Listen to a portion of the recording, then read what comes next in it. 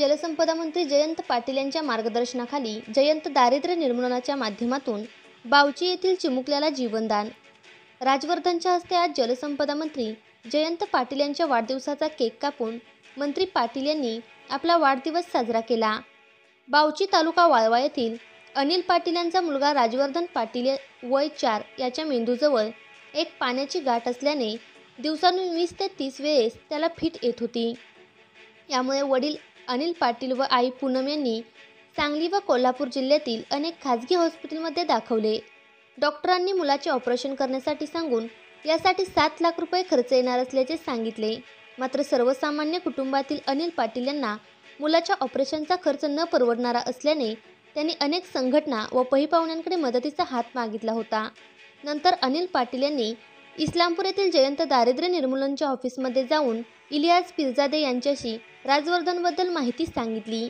त्यावर नायकवडी यांनी विभागीय संघटक दीपक चव्हाण यांच्याशी चर्चा करून मंत्री जयंत पाटील यांच्या मार्गदर्शनाखाली राजवर्धन पाटील यांचा मुंबई येथील हॉस्पिटलमध्ये मोफत उपचार सुरू करून ऑगस्ट 2021 रोजी ऑपरेशन करण्यात आले।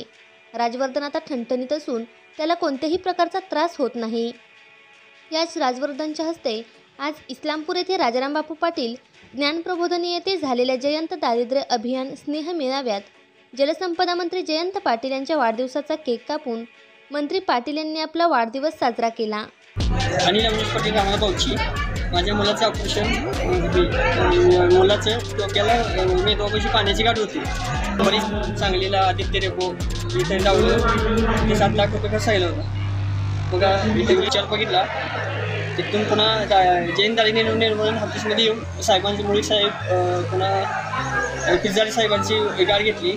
त्यांनी आपल्याला या मेंदवापाशी पाणी घ्यावं होतं उजव्या बाजूला, म्हणजे पाण्याने त्याला 50 ते 60 वेळा फिटवली होती।